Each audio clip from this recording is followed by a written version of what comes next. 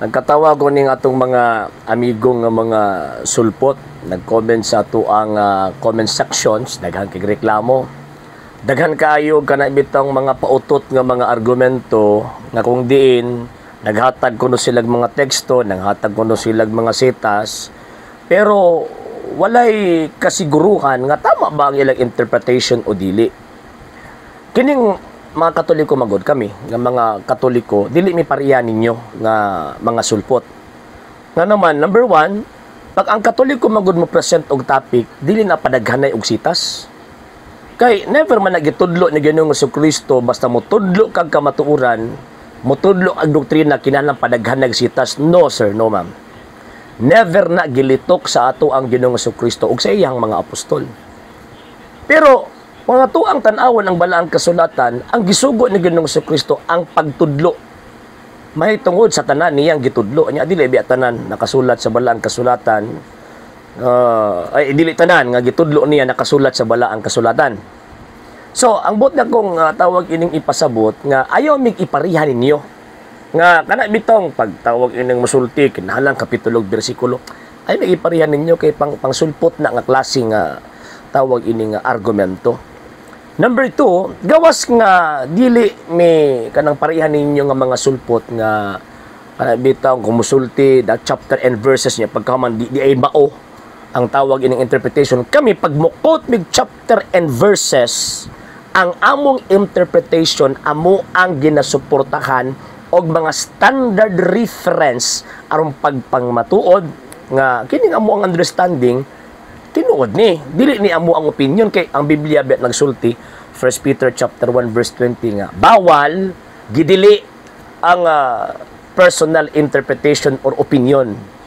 So kung magbasa mig Biblia, for example, mingon mi nga gigamiton nato ang St. Matthew chapter 16 verse 18 nga ningon ang atong Ginoong Jesucristo nga akong iglesia.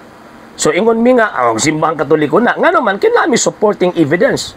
Sa amo ang gitawag og claim nga kanang maong St. Matthew chapter 16 verse 18 nga church refer na sa simbahang Katolika. Usa man lang amo ang ihatag nga ebidensya ang history mismo.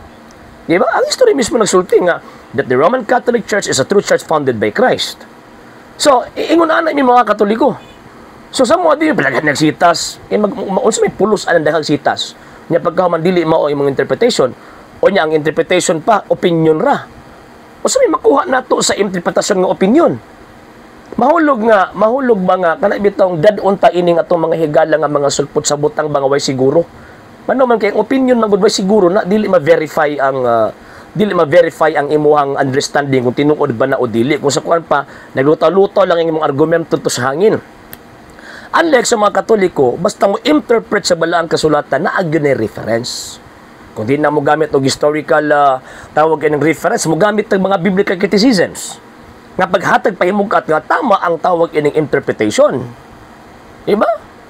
Nya kining atong mga higala nga mga sulpot nga nagatan-aw sa ato ang tawag ini nga program. Kung tanaw ninyo nga dili sana kanang dili mo kangay sa ako ang gisulti, then i-challenge ko nga kana dili man na mao nya pagka man gusto na go face to face kay mas mayo magudtong tawagan ng face to face kay kung sulat-sulat kapoy hasol kayo di ganahan na mag sulat-sulat type hasol hasol i-challenge ko sa kung understanding ayun na Mr. Siendo mali ka gusto na ko nga makiatbang nimo nga face to face then tagaan ta ka sa higayunan nga matubang ko nimo nya mas pinakamaayo din pud face to face di ba magatubang gyud ta personally.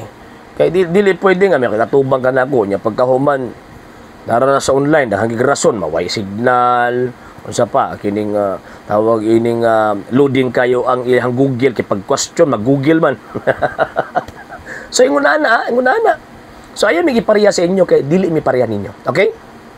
Sa hindi pa po nakapag-follow sa mga pages po natin, i-follow nyo po yung mga pages po natin, RJ Horolanciano II, TV Apolia Punto Argumento page, Kuya Apologist TV page, and RJ's Vlog 2022. And pwede rin po kayo mag-send po dyan ng Facebook stars. And also, sa ating po mga channels. Sa hindi po nakapag-subscribe, subscribe po ninyo yung mga channels natin: Dalay Catholic, Apologist International Official, RJ Sano II TV, Kuya Apologist TV, and Barrio Kawayan Religious Forum. And pwede rin po kayo mag-send po dyan ng super sticker, super chats, and super thanks. And maraming salamat po sa mga kapatid at mga Katoliko na always pong tumutulong sa programa po natin. Maraming salamat po. Nang dahil po sa tulong at suporta po ninyo, ang programa pong ito until now andito pa rin po sa social media. And until now din po, nangangailangan pa rin po tayo sa tulong at suporta po ninyo, dahil wala po kami magagawa rito mga sir, mga ma'am, kung wala po yung tulong at suporta po ninyo. Sa gusto pong tumulong, sa gusto pong sumuporta, pwede po ninyong ipadala ang tulong at suporta po ninyo sa pamamagitan po ng ating mga account numbers dyan po sa ating pong screen. And pwede nyo po kaming i-message sa ating pong page kung via remittance po yung ipadala po ninyo. Maraming salamat po in advance.